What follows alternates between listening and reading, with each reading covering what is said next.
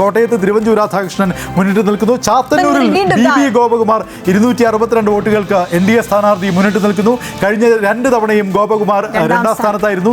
ഇത്തവണ അദ്ദേഹം തുടക്കത്തിലൊന്ന് മുന്നിട്ട് നിന്നെങ്കിലും പിന്നീട് UDF അവിടെ മേൽക്കൈ നേടുകയായിരുന്നു. ഇപ്പോൾ 262 വോട്ടുകൾക്ക് നാലിടങ്ങളിൽ NDA മുന്നേറ്റം നടത്തുന്നു എന്നുള്ളതാണ്. ആദ്യം 4 ഇടങ്ങളിൽ ഉണ്ടായിരുന്നു, പിന്നെ ഒരു ഘട്ടത്തിൽ 5ലേക്ക് ഉയർന്നു. അതിനുശേഷം പിന്നീട് കുറഞ്ഞു വരുന്ന ഒരു കാഴ്ച 1ലേക്ക് 2ലേക്ക് ഇപ്പോൾ വീണ്ടും 4ലേക്ക് എന്നുള്ളതാണ് വളരെ പ്രധാനപ്പെട്ടത്. നേമത്ത്, കഴക്കൂട്ടത്ത്, അതോടൊപ്പം ചാത്തന്നൂരിലടക്കം ശക്തമായ മുന്നേറ്റം NDA ഇപ്പോൾ നടത്തുന്നു എന്നാണ് മനസ്സിലാക്കേണ്ടത്.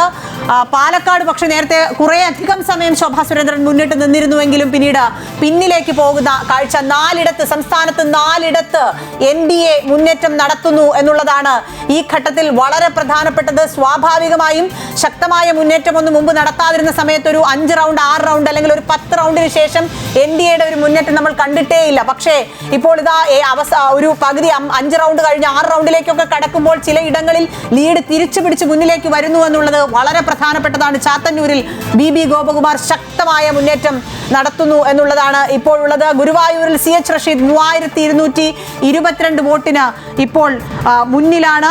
വടകരയിലടക്കം വലിയ രീതിയിൽ KK രമ ലീഡ് ഉയർത്തുകയാണ്.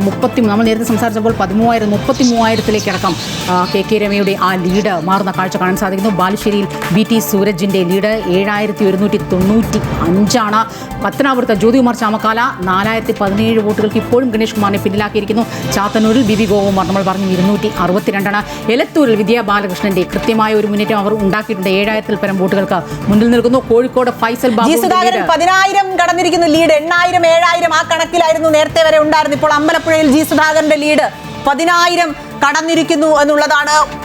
വളരെ വലിയ തോൽവി LDF ഏറ്റുവാങ്ങുന്നു എന്നുള്ളതിന്റെ ഏറ്റവും കൃത്യമായ കണക്കുകളാണ് ഈ ഘട്ടത്തിൽ പുറത്തു വരുന്നത്. പക്ഷേ G സുധാകരൻ തന്നെയാണ് ശരിയെന്ന് പറയാതെ പറയുകയാണ് അമ്പലപ്പുഴ എന്ന മണ്ഡലം എന്ന് നമുക്ക് ഒരർത്ഥത്തിൽ പറയാൻ സാധിക്കും. തുടക്കത്തിൽ തന്നെ സലാമും സുധാകരൻ തമ്മിൽ മാറി മറിഞ്ഞ ഒരു ലീഡ് കഴക്കൂട്ടം വീണ്ടും മാറിയിരിക്കുന്നു. 123 വോട്ടുകൾക്ക് കടകംപള്ളി സുരേന്ദ്രൻ വീണ്ടും മുന്നിലേക്ക് എത്തിയിരിക്കുന്നു എന്നുള്ളതാണ്. V മുരളീധരൻ ചെറുതായെങ്കിലും ലീഡ് എടുത്ത് തുടങ്ങിയതാണ്. പക്ഷേ വീണ്ടും കടകംപള്ളി സുരേന്ദ്രൻ മുന്നിലേക്ക് വരുന്ന കാഴ്ചകൾ. 123 വോട്ടുകൾക്ക്. വോട്ടെണ്ണൽ പുരോഗമിക്കുമ്പോൾ സമൂഹ മാധ്യമങ്ങളിലൂടെയാണ് ഇപ്പോൾ കൂടുതൽ പ്രതികരണങ്ങൾ വന്നുകൊണ്ടിരിക്കുന്നത്. KK രമയുടെ പ്രതികരണം നേരത്തെ നമ്മൾ വായിച്ചതാണ്. ഇപ്പോൾ ഒരു പ്രതികരണം വായിക്കാം. എല്ലാം നല്ലതിന്, ഞാനും എൻ്റെ ഭാര്യയും തട്ടാനും മാത്രം മതിയെന്ന് ചിന്തിച്ചപ്പോൾ ജനങ്ങൾ വേറെ തലവിധി കുറിച്ചു എന്നാണ് ഈ ഒരു പ്രതികരണം. സാധാരണഗതിയിൽ ഇങ്ങനെ ഒരു പ്രതികരണം ഈ സമയത്ത് വായിക്കേണ്ടതല്ല. പക്ഷേ ഈ പ്രതികരണം നടത്തിയിരിക്കുന്നത് EP ബിജോയ് കുമാർ കണ്ണൂരിൽ നിന്നാണ്. ഈ EP ബിജോയ് കുമാറിനെ ഒരുപക്ഷെ പെട്ടെന്ന് ആർക്കും മനസ്സിലാവില്ല, എന്നാൽ കണ്ണൂരുള്ളവർക്ക് വളരെ പെട്ടെന്ന് മനസ്സിലാവും. EP ജയരാജൻ്റെ മുതിർന്ന CPM നേതാവ്, CPM കേന്ദ്ര കമ്മിറ്റി അംഗം EP ജയരാജൻ്റെ മകനാണ് EP ബിജോയ് കുമാർ. അദ്ദേഹമാണ് ഈ രീതിയിൽ പാർട്ടിക്കെതിരെ തന്നെ ഒരു വിമർശനം നടത്തിയിരിക്കുന്നത്. ഒരുപക്ഷെ ഈ തെരഞ്ഞെടുപ്പ് ഫലം വരാൻ കാത്തിരുന്നത് പോലെയായിരുന്നു ഈ ഒരു വിമർശനം വന്നിരിക്കുന്നത്. ഇത് തെരഞ്ഞെടുപ്പിന് മുമ്പ് ഇത്തരം വിമർശനങ്ങൾ നടത്തിയിരുന്നെങ്കിൽ ഒരുപക്ഷെ ചില കാര്യങ്ങളിലെങ്കിലും ഒരു മാറ്റം വരുമായിരുന്നു. എന്തായാലും വിമർശനങ്ങളുടെ സ്വഭാവം ഇനി എങ്ങോട്ടാണ് പോവുക എന്നുള്ളതിൻ്റെ കൃത്യമായ സൂചനയാണ് EP ജയരാജൻ്റെ മകൻ്റെ ഈ ഫേസ്ബുക്കിലൂടെയുള്ള പ്രതികരണത്തിൽ നിന്ന് മനസ്സിലാക്കാൻ സാധിക്കുന്നത്. നെയ്യാറ്റിൻകരയിൽ ശക്തമായ മുന്നേറ്റം N ശക്തൻ നടത്തുന്നു എന്നുള്ളതാണ്. കൃത്യമായ ആധിപത്യം K ആൻസലൻ നേരത്തെ നടത്തിയിരുന്നതാണ്. ഇപ്പോൾ 1100 വോട്ടുകളുടെ ലീഡ് N ശക്തൻ നെയ്യാറ്റിൻകരയിൽ എടുക്കുകയാണ് എന്നുള്ളതാണ്.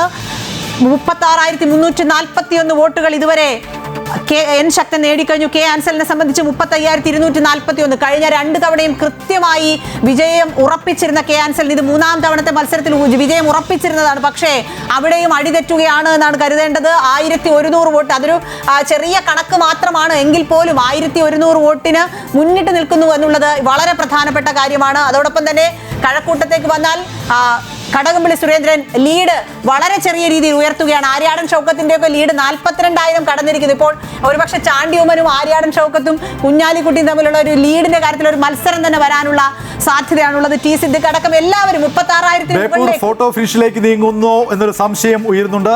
7 റൗണ്ട് പിന്നിടുമ്പോൾ സാധാരണഗതിയിൽ ബേപ്പൂർ പോലെ ഉറച്ച ഇടത് കോട്ടയിൽ മുഹമ്മദ് റിയാസിന് പ്രതീക്ഷിച്ച ലീഡ് ഉണ്ടാകുന്നില്ല എന്നുള്ളതാണ് ബേപ്പൂരിൽ നിന്ന് വരുന്ന വിവരങ്ങൾ സൂചിപ്പിക്കുന്നത്.